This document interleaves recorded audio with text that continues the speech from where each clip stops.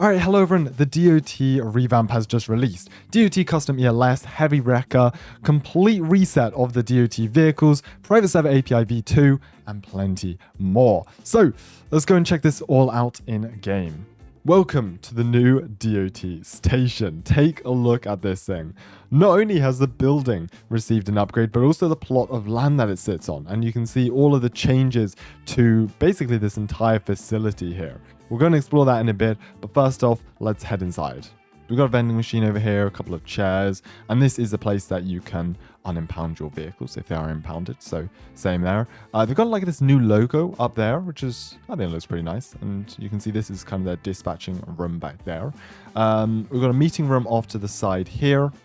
Quite self-explanatory, a little bit of a meeting room, but let's go through here and explore the ground floor first. So we've got access to the garage, which has expanded exponentially. I think there was maybe 5 or 4 bays before. Now we've got 2 bays here, which are small ones, another small one here, and then we've got 3 large bays, which can definitely fit stuff like the heavy wrecker in easily. We've got a interior stairwell up there, got a small locker room in here, a couple of benches there, and are we missing anything else? We've got the meeting room there, dispatching room. That's pretty much it for the ground floor, and then a door outside. So let's head upstairs. We've got another stairwell outside. I kind of like these. These are quite cool for detail. So another stair out there. Up here we've got essentially a lounge area, a couple of seats here, a kitchenette. We've got a storage room and an office. So yeah, quite nice. Basic office, I guess, over there. And the storage room. This is pretty cool. Look at this. You know what? We really need something like this in the police station for an evidence room. And then we've got another office just over here, which is basically the same, but has a window looking over the bays. So there you go. There's the new DOT station. There's a couple of props outside as well. If we go here, we can use the stairwell going outside. You can see over there, we've got a couple of containers. I'm not sure. There's an official name for them. One I cannot think off the top of my head, but I'd assume this is asphalt storage over here, and this is salt, probably, that you can lay down for the roads. Over here we have a couple of diesel tanks. You can fill up your vehicles for free, obviously, as it's on the team. And then over here in this corner, we have some storage. We've got some cones, bollards, traffic signs, speed bumps, concrete bollards, plastic bollards, and then some street signs over there. I really do like this new station. I think it's more appropriately sized, and even inside here there's so much more headroom, which makes this place feel so much larger. So with that said, let's go and check out the new DOT vehicles. Okay, so I've gone ahead and purchased everything, so we can just go and review them. Now, obviously, I'm not going to go into detail about everything, but we're kind of going to focus on the new customization and obviously the big new vehicles, like the wrecker, like the new utility vans, etc. But a lot of these vehicles, for example, the tow truck has received a redo. Fundamentally, it is the same, just now with an interior and a bit of a model refresh. Transport truck, I do want to take a look at. You can see some of the customization on the back. We can change out for cones or barriers now. Again, the models had a refresh, much larger front end, as you can see there, and a more detailed transmission underneath. But yeah, we can also change the light bars. So we've got a mini Liberty or Liberty, and then we've also got some bed lights that we can put on the back there. Falcon Advanced tow truck, again, we've got a couple of customization options for this. We've got grille lights on the front, we've got rear lights, side lights, and rear light stick, which is just in the back window there. We also have brush guards, which are available on a lot of the DOT vehicles. So we've got the chrome and black brush guards, which you can edit, put on as you wish. We've also got rear floodlights, which I believe attach, yeah, just up there. So that's pretty cool. And again, brush guards are available on most vehicles, so I don't really need to go over that every single time. This is a new vehicle we've got here, the Falcon Advanced 450 Utility. And you can kind of see it's got the same body as the bucket truck. We've also got some customization on this. So we can add a roof rack on top with the digital signboard there. We've got grille lights, rear lights, side stick, and rear light stick. Those options are available on most of the trucks, to be honest. We've got trailer hitch as well, and then we've also got a brush guard to put on front. The new Chevron L35 flatbed. This is a classic tow truck, part of the classic Cars Game Pass. You do need the Game Pass in order to unlock this. We do have two light bars options. We've got the Liberty and the Rotary light bar on top there. I think this is probably the best modeled DOT vehicle in the game, to be honest. I just think the detail that's gone into this is really nice. You can see the control panel back there. Yeah, I just think they've done a really good job with this. Up next, the Falcon Global 450 Utility, and this is a new one. Looks kind of strange. It's got the front of a van, but then it's got this entirely custom utility back to it. We've got a couple of different light bar options. We've got the Rotary, we've got the Mini, the Liberty, and then the Mini light bar. We also have additional lighting as well, and roof accessories such as a ladder and some pipes, I think it is there. Alright, so we've got the vehicle spawned in. Let me just go and quickly show you around this thing. You can see we've got the roof rack on top there as a customization option. We can also enter the back.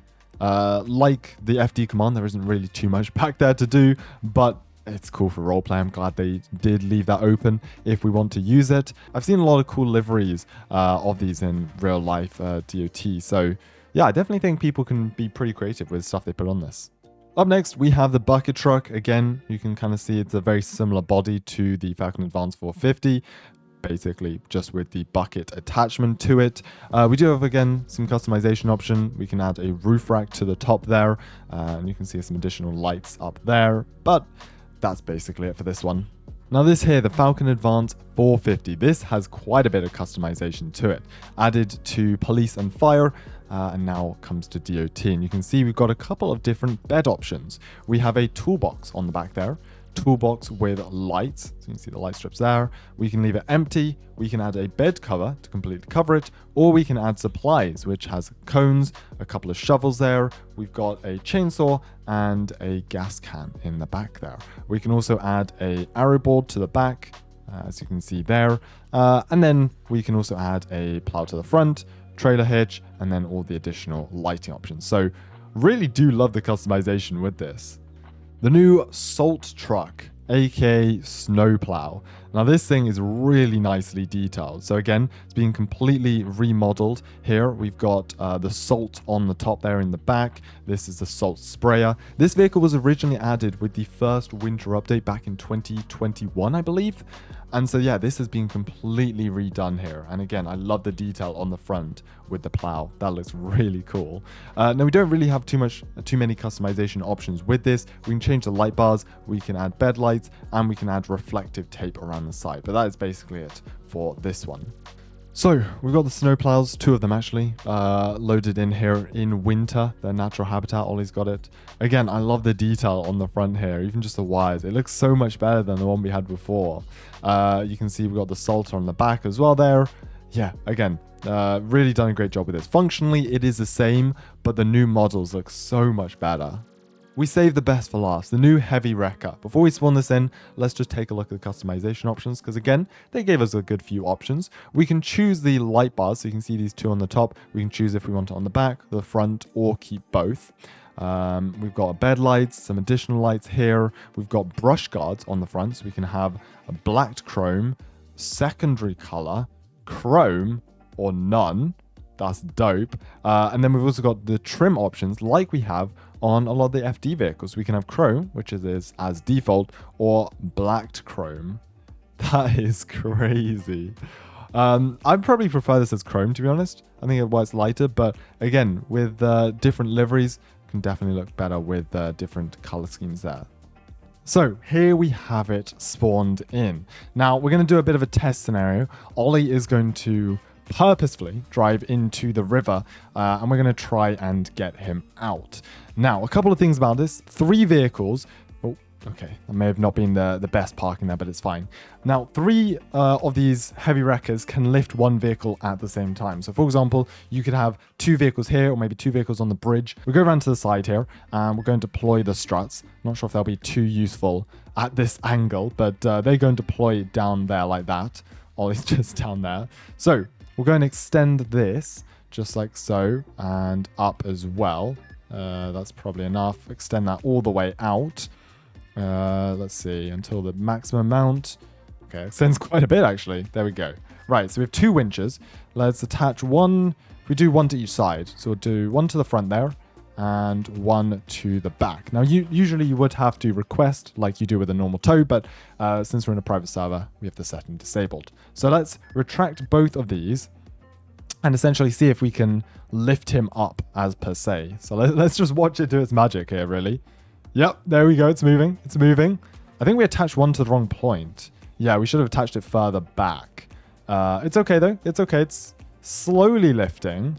Seems to be struggling to get the back of the car off the ground, though. Oh, wait. Hold on.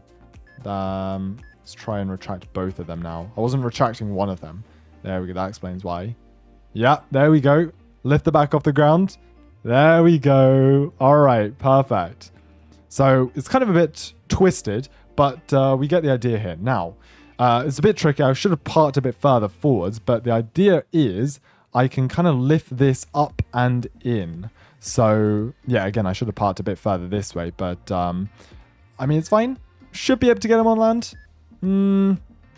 Proof of concept, I think what we've shown here. We just remove both of those. Yeah, he's back in the river. Either way, I think the best way to do this would be if you park on the bridge, for example, park as far forwards as possible, have just the end of the boom arm hanging over, and then you can lift up and retract in.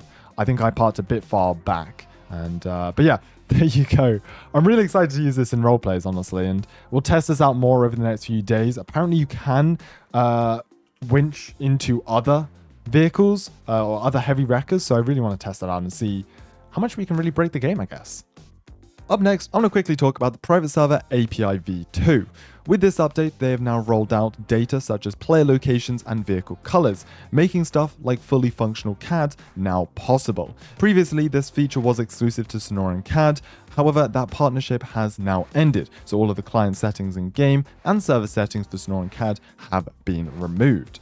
Now, PRC gave bots such as Melanie and Trident early access to this feature so they could start developing their own software. And here we've got a bit of a, I suppose, teaser of what they've been working on and how they will compete with Sonoran CAD.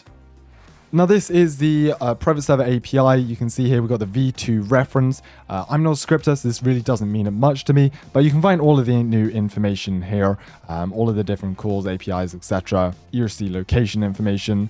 So yeah, I'm really excited to see what people can create with this. Already seen some people doing bus systems, full-on race tracking with lap counters and all that sort of stuff. So yeah, generally super excited to see what the community can create with this. So, thank you very much, Em, for watching this video. I really hope you did enjoy. Honestly, this is a great update. I really enjoyed the features added, nice variety.